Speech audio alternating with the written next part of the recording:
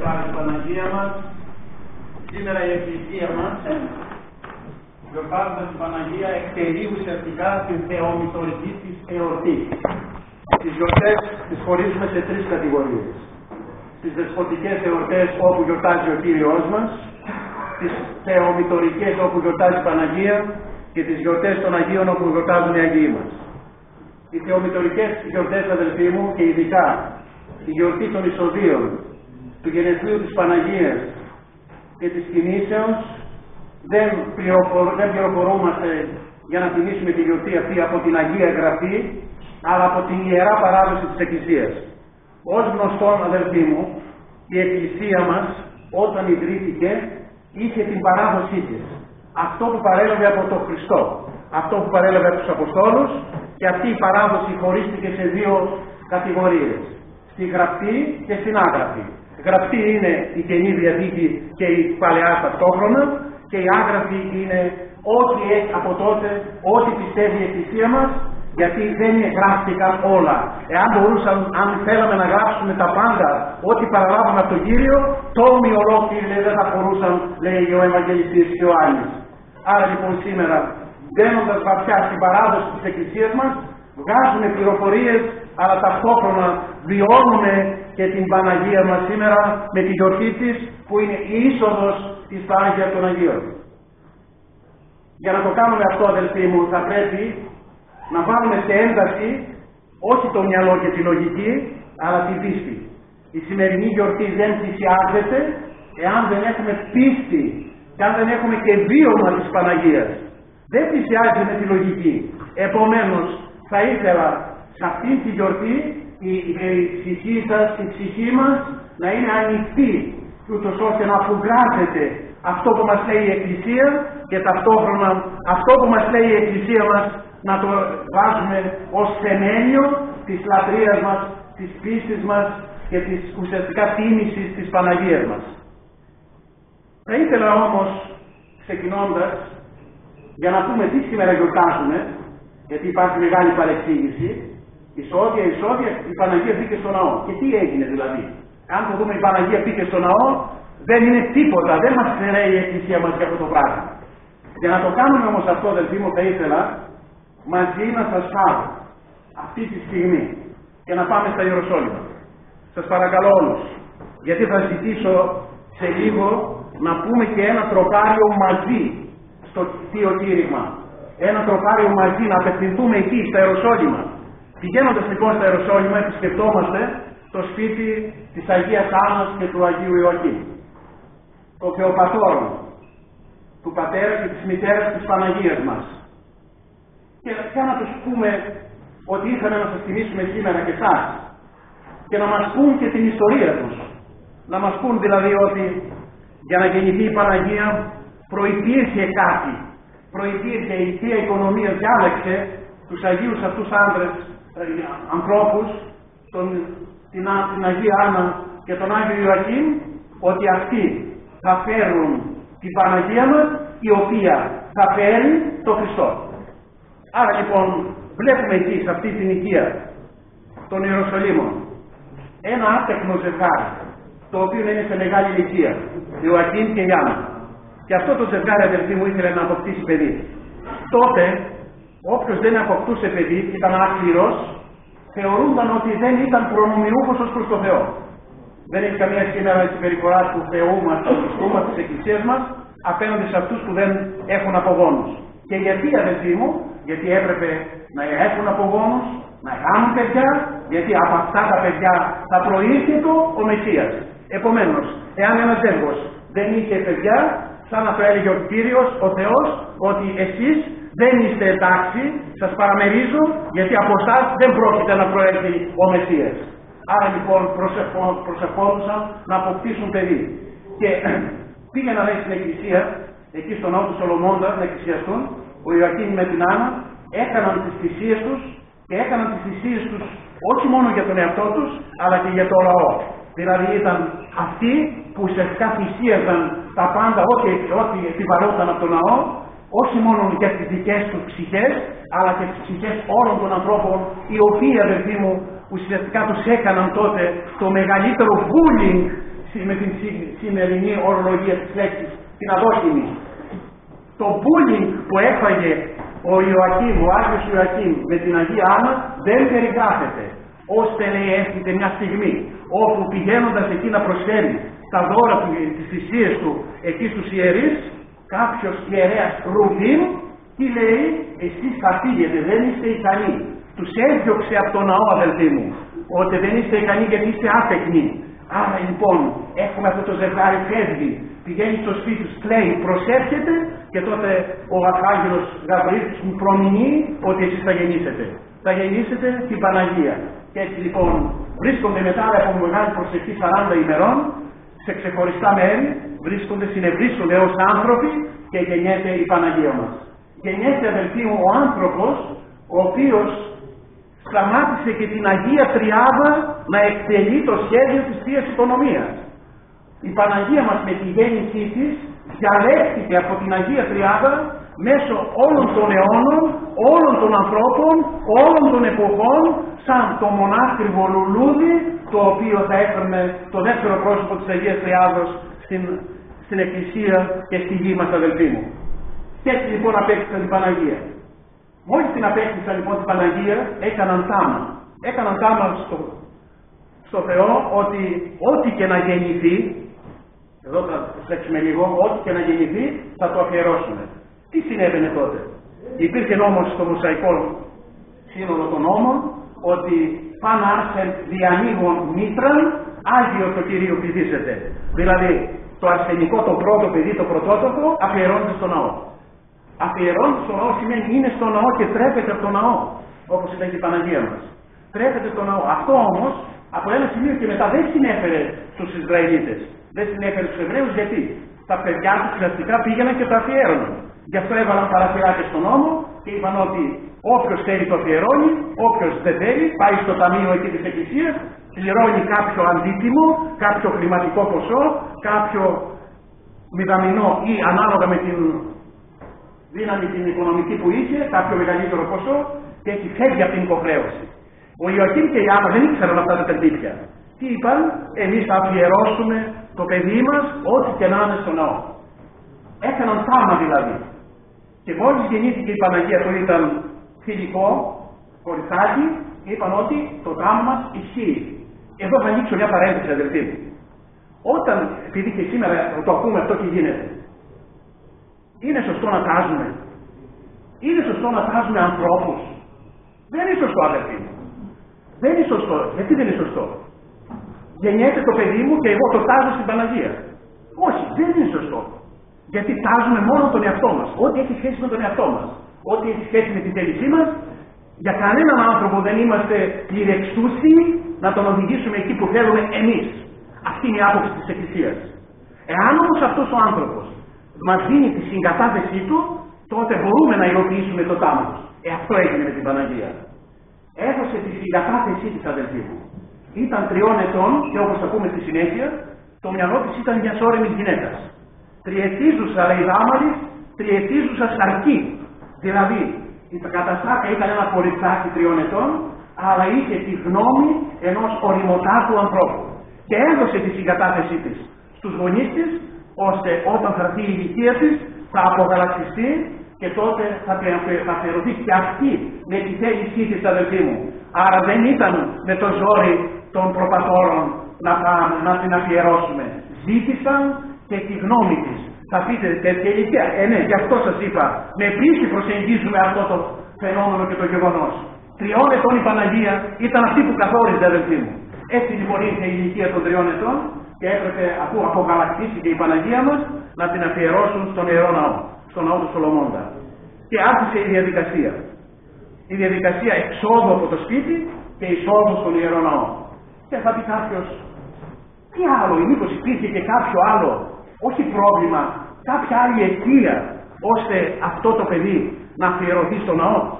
Αδελφοί μου, η Παναγία μας είναι το λουλούδι που διαλέχθηκε από την Αγία Τριάδα για να φέρει την πληρότερη αποστολή της ανθρωπότητας, να φέρει το Χριστό στη γη.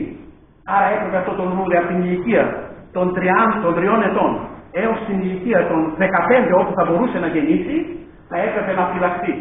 θα έπρεπε να φυλαχθεί. Και λένε οι πατέρες, όπως ένα σπάνιο όμορφο λουλούδι με το φυτό του, πρέπει το χειμώνα να μην το βάλουμε έξω, αλλά να το πάμε μέσα στο σπίτι μας, μέσα στο σαλόνι μας, στη ζεστασιά, που να έχει και φως και ζέστη, για να μην μαραθεί. Έτσι λοιπόν, αυτό το λουλούδι δεν έπρεπε να μαραθεί. Σκεφτείτε, αδελφοί μου, αν από την ηλικία των 3 ετών που εξάγεται η Παναγία στο ναό, είπαμε για να προστατευτεί, υπήρχε εκεί που ήταν στο σπίτι των γονέων της. Ο διάβολος ήταν στην πόρτα. Ο διάβολος θα την σκότωνε. Και αν δεν μπορούσε να την σκοτώσει, θα την μόλυνε. Επομένως αυτό το λουλούδι θα μαραζόταν. Θα μαρενόταν. Άρα λοιπόν το να μπει στο ναό ήταν και το σχέδιο της Θείας Οικονομίας για να προστατευτεί, όπως σας είπα, η Παναγία για την αποστολή που θα έφερνε σε λίγα χρόνια. Έτσι λοιπόν ξεκινάει η αποστολή. Η Δάμανης λοιπόν η τριετίζουσα, έτσι λέει η Εκκλησία μας, αυτό το κοριτσάκι πήγαινε μπροστά. Πίσω οι γονείς της. Και εκεί τώρα θέλω να είμαστε κι εμείς. Και πιο πίσω είμαστε εμείς. Και τώρα θα ανοίγω μια παρένθεση. Όταν ο Χριστός, αδελφοί μου, κάποτε κήρυτε το λόγο του, πετάχτηκε μια γυναίκα από το πλήθος και θέλοντας να εγκομιάσει τον Χριστό, τρεπόταν και εγκομίασε την Παναγία που έχει για παιδί αυτόν τον Χριστό. Και είπε, βλέποντας ουσιαστικά τον Χριστό, μακαρία η Κυρία η βαστάσας άσε και η μασίους εφύλαξας. Άρα είναι μακαρία η μάνα σου, παιδί μου. Λοιπόν αυτή την φράση, τώρα όλοι μας με το στόμα μας, όλοι μας αδελφοί μου, θέλω να πάμε εκεί, βλέποντας την Αγία Άννα και τον Άγιο Ιωσήφ, να απευθυνθούμε στην Αγία Άννα, βλέποντας και την Παναγία και να της πούμε. Όλοι μαζί θέλω τώρα, να το πείτε όλοι σας, να το πούμε. Μακαρία η Κυρία η βαστάσας άσε. Ακούω. Μακαρία η Κυρία η βαστάσας άσε και η μαστή ους εφύλαξας. Και η μαστή Αγία Άννα που φύλαξες αυτό το κοριτσάκι που είναι η μητέρα και η Αγία πάντων των Αγίων. Άρα λοιπόν ξεκινάει η ποντή και έρχεται στο ναό. Ο ναός στην είσοδό του είχε σκαλοπάτια, τους λεγόμενους αναβαθμούς. Εκεί οι Εβραίοι όταν ανέβαιναν έψαλαν σε κάθε σκαλοπάτι και ένα τροπάριο, τα οποία τα έχουμε διασώσει εμείς, είναι οι αναβαθμοί που τους έχουμε σε 8 ύφους. Αναβαθμοί λοιπόν σημαίνει τα σκαλοπάτια. Άρα εκεί βλέπουμε την Παναγία να είναι μπροστά. Εκεί στο τελευταίο σκαλοπάτι να την περιμένουν λαμπαδιφόροι παρθένες. 15 κοριτσάκια του ναού, λευκά ντυμένα με τις λαμπάδες τους, είναι εκεί και περιμένουν να έρθει η Παναγία. Και έρχεται η Παναγία και την παραλαμβάνουν. Αλλά η Παναγία δεν είναι το ότι τους ακολουθεί, η Παναγία πάει μπροστά, αδελφοί μου. Γιατί οι άλλοι ακολουθούν. Επομένως και εμείς που είμαστε εκεί θα την ακολουθήσουμε. Την ακολουθούν λοιπόν οι λαμπαδιφόροι παρθένες. Και ανεβαίνουν τα σκαλοπάτια των αναβαθμών. Και η Παναγία ουσιαστικά τα ρίχνει με γρήγορο βήμα για να μπει μέσα στο ναό. Μπαίνει λοιπόν στο ναό, μπαίνει στον πρόναο, φανταστείτε, του ναού του Σολομώντα, και εκεί πλέον κάνουν παράταξη αυτές οι λαμπαδιφόρες παρθένες με τις λαμπάδες τους. Και εκεί πλέον έρχεται ο αρχιερέας του ναού, που δεν είμαστε σίγουροι αν ήταν αρχιερέας, εν πάση περιπτώσει ο ιερέας που ήταν η εφημερία, ο Ζαχαρίας, όχι ο πατέρας του προδρόμου, κάποιος άλλος Ζαχαρίας προφήτης, ο ιός του Βαρούχ. Έρχεται λοιπόν εκεί και ο ιερέας να την προϋπαντήσει. Και δίπλα φαίνονται οι αγγελικές δυνάμεις. Άγγελοι λέμε σήμερα. Την είσοδο της Παρθένου, όταν είδαν την είσοδο της Παρθένου, ουσιαστικά ξεπλάγησαν πώς η Παρθένος εισήλθε στα Άγια των Αγίων. Αυτό λέγαμε σήμερα στην Ενάφη. Το μεγαλινάριο της Παναγίας. Το λένε και εκεί στην είσοδο. Άγγελοι, οι άγγελοι που ήταν δίπλα, εκείνη τη στιγμή πληροφορούνταν τι συμβαίνει. Δεν ήξεραν. Δεν ήξεραν, αδελφοί μου, γιατί.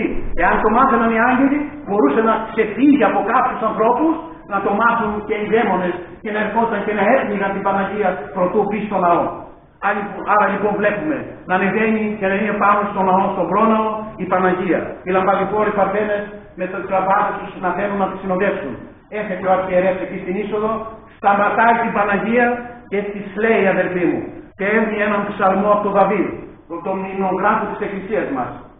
Άκουσον θύγατερ και είδε και κλείνον το ούσου και επιλάχου του λαού σου και του οίκου του πατρός σου και επιθυμήσει ο βασιλεύς του κάλου σου. Δηλαδή, εκείνη τη στιγμή την προϋπαντή ο αρχιερέας ως βασίλισσα άκουσε θύγατερ, κόρη, βασίλισσα, άκουσε και είδε και κλείνον το ου σου. Τι είναι το ου σημαίνει? Κάνε το αυτί σου να ακούσεις. Στρέψε το αυτάκι σου να ακούσεις. Και επιλάφου του λαού σου, δηλαδή ξέχνα το σπίτι σου, ξέχνα την οικογένειά σου, ξέχνα την πατριά σου, ξέχνα τον κόσμο. Άρα είσαι η βασίλισσα που έθεσες εσύ για να παντρευτείς, να νηφευτείς τον νυμφίο, να νηφευτείς τον Χριστό. Έθεσαι εσύ λοιπόν, θα ξεχάσεις τον κόσμο, γιατί αυτό αδελφοί μου ο Δαβίδ το έγραψε πολλούς αιώνες πριν και απευθυνόταν στην Παναγία. Το πήρε λοιπόν ο Ζαχαρίας, άκουσε ο θύγατερ, η βασίλισσα εισέρχεται, ξεχνάει τον κόσμο και τότε ο βασιλεύς θα επιθυμήσει το κάλο σου. Τότε ο βασιλιάς ο Χριστός θα επιθυμήσει όχι την ομορφιά σου την δίνει, την ομορφιά της ψυχής σου, θα επιθυμήσει την ηθική σου, θα επιθυμήσει την ακεραιότητά σου, θα επιθυμήσει την αγιότητά σου. Ποιος? Ο Κύριος. Γιατί αδελφοί μου, η Παναγία είναι η νύφη, ο Χριστός είναι ο νυμφίος, η Εκκλησία είναι πάλι η νύφη, είναι η Παναγία, είναι η Βασίλισσα, ο Χριστός ο νυμφίος. Και είναι η παστάς ταυτόχρονα, είναι δηλαδή και το νυφικό κρεβάτι σε έναν γάμο, είναι τα πάντα για μας και για την Εκκλησία μας. Και εισέρχεται στο ναό. Και τότε σταματούν αδελφοί μου, ο ναός των γνωστών αποτελούνταν από δύο τμήματα. Το εξωτερικό τμήμα αυτό το οποίο βρισκόμαστε τώρα εδώ, κάπως έτσι φανταστείτε ότι η είσοδος να ήταν δυτικά. Εκεί από το δυτικό τμήμα μπήκε η Παναγία, μπήκε στο πρώτο τμήμα του ναού του Σολομώντα, το τμήμα των Αγίων, τα Άγια και το Άγια. Εκεί λοιπόν στα Άγια μπορούσαν να μπαίνουν μόνο οι ιερείς, ο κόσμος δεν μπορούσε να μπει.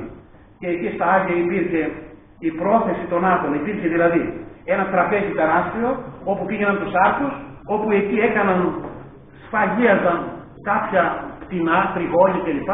Και έπαιρναν τα πτηνά αυτά το αίμα τους και ράντιζαν για ραντισμούς. Οι ραντισμοί είχαν σαν αποτέλεσμα και σαν σκοπό να γίνουν καηθεί σε σωματικά αλλά κυρίως και ψυχικά. Όχι άφεση αιματιών. Δεν ήξεραν για άφεση αιματιών τότε. Έτσι λοιπόν, σε αυτό το τμήμα μπήκε η Παναγία μας, οι άλλοι έμειναν έξω. Μπαίνει η Παναγία μας και συνεχίζει και μπαίνει στο εσωτερό πλέον. Φανταστείτε, το εσωτερό ήταν το ιερό. Εκεί λοιπόν είναι τα Άγια των Αγίων. Εκεί δεν μπαίνει κανένας. Κανένας, μόνο μια φορά το χρόνο μπαίνει ο αρχιερέας για να κάνει ραντισμούς. Γιατί τους ραντισμούς? Για τις αμαρτίες τις δικές του και του λαού, τα αγνοήματα του λαού, δηλαδή και τις αμαρτίες του λαού.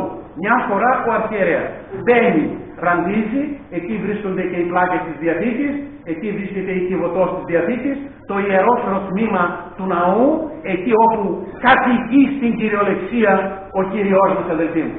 Άρα βλέπουμε την Παναγία μας, την παίρνει ο Ζαχαρίας και προχωράει και ο Ζαχαρίας τολμά και την εισαγάγει τιμής ένεκεν μέσα στα Άγια των Αγίων. Πρώτη φορά.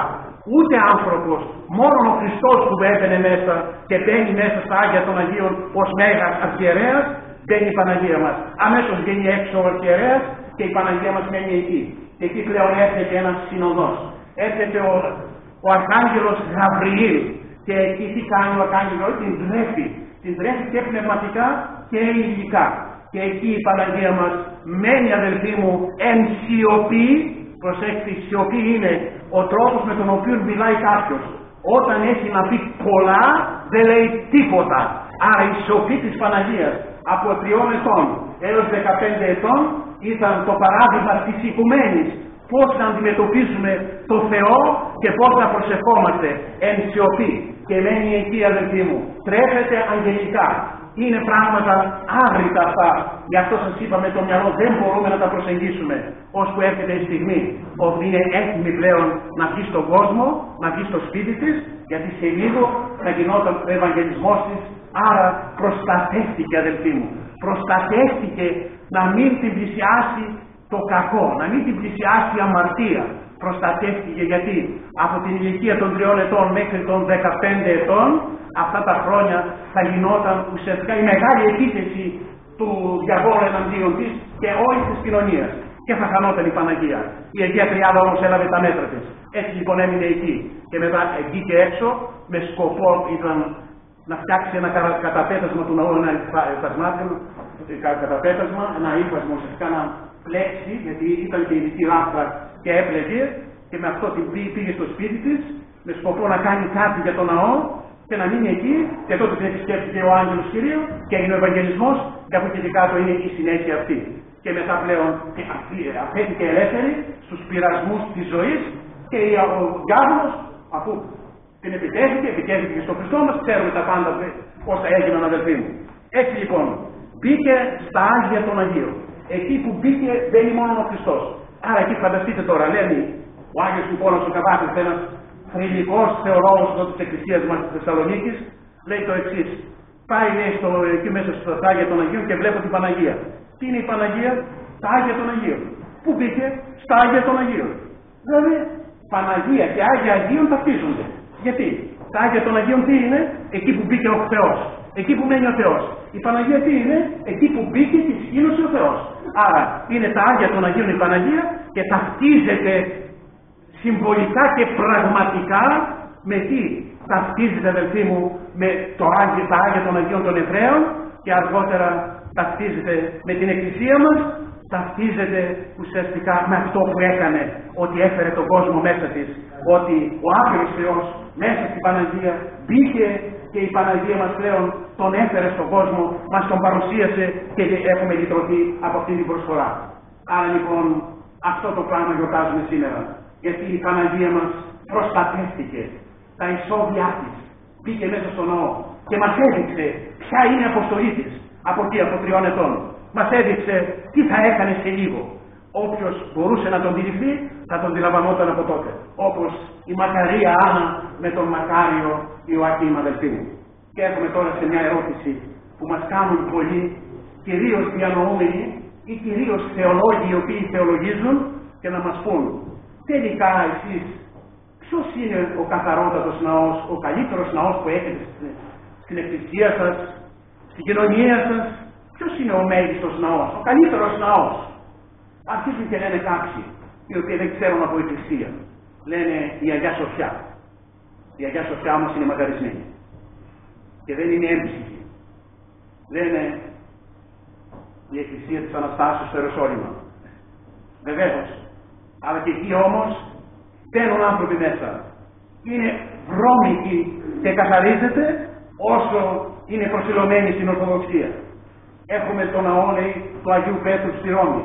Εκεί όμως είναι μαγαρισμένος από τους αιρετικούς. Μετά πάμε στο Λονδίνο, τον ναό του Αγίου Παύλου, ο μεγάλος ναός, μαγαρισμένος από άλλους αιρετικούς. Έχουμε την Παναγία των Παρισίων που την έφυγαν ουσιαστικά στα μουσείο. Εκεί όμως είναι που είναι μαγαρισμένοι. Αλλά έχουμε, λέει κάποιος, και το σύμπαν, σαν ένα ναό τεράστιο όπου δοξολογούμε τον Θεό. Ναι, αλλά πλησιάστε λίγο να δούμε ποιος είναι ο ναός αυτός που θέλουμε εμείς. Είναι ο καθαρότατος ναός της Παναγίας μας. Είναι η Παναγία μας. Η οποία τι ναό έχει η Παναγία μας, τι ναός είναι? Καθαρότατος. Γιατί λέμε τη λέξη καθαρότατος? Για να δούμε ότι δεν έχει σχέση με τα άψυχα. Έχει σχέση με την ψυχή, η οποία πρέπει να είναι καθαρή. Καθαρότατος, αδελφοί μου. Και δεν είναι καθαρός, ο καθαρός ναός της Παρθένου, της Παναγίας μας. Ο καθαρότατος. Δεν υπάρχει δηλαδή μεγαλύτερη καθαρότητα στην αγιότητα της Παναγίας μας. Όταν λέμε Παναγία, πάνω τους Αγίους. Άρα καθαρός, καθαρότατος. Άρα λοιπόν εμείς έχουμε για τον πιο μεγαλοκριτή ναό στην εκκλησία μας και στο σπίτι μας και μέσα στον εαυτό μας την Παναγία, τον καθαρότατο ναό. Και αυτόν τον ναό τον έμψυχο που η Παναγία μας τον φέρνει, γιατί με το Άγιο Πνεύμα και τη χάρη, λέει, που μπαίνει μέσα, φέρνει για τον Χριστό. Αυτόν τον ναό εμείς πρέπει να λατρεύουμε, αδελφοί μου. Και αυτή είναι και η αποστολή μας. Ποια δηλαδή? Να φτιάξουμε την ψυχή μας που είναι και αυτή ένας ναός σαν της Παναγίας, αλλά να γίνει καθαρός. Καθαρός. Άρα να λοιπόν, δεν μπορεί ο Χριστός να είναι μέσα σε μια ψυχή βρώμικη. Δεν μπορεί να είναι ο Χριστός μέσα εάν δεν είναι ο ναός καθαρότατος όπως είναι η Παναγία. Άρα λοιπόν η αποστολή μας, αδέρφια μου, η αποστολή μας στην ζωή αυτή είναι να καθαρίζουμε, να κάνουμε σκούπο παράσια και να καθαρίζουμε την ψυχή μας από τις βρωμιές της αμαρτίας, από τις βρωμιές της κακίας, από τις βρωμιές της μοχθηρότητας και να ανεβούμε, αφού την καθαρίσουμε, να έχουμε ανοιχτές και τις πόρτες και τα παράθυρα, να μπαίνει και το οξυγόνο και τότε να λέμε ναι Κύριε, η ψυχούλα μου μοιάζει με καθαρότατο ναό, δεν είναι απόλυτα, μοιάζει, ίστελθε. Και τότε να εισέρχεται ο Κύριος μας, να κάθεται μέσα αδελφοί μου, να τον φιλοξενούμε, ώσπου να τον τροπιάσουμε και ώσπου να τον κάνουμε να ξαναφύγει, εμείς εκεί θα περιμένουμε μέσα στην ψυχή μας να κάθεται ο Χριστός και σωτήρα μας, στον οποίο ανήκει πάσα δόξα, τιμή και προσκύνηση.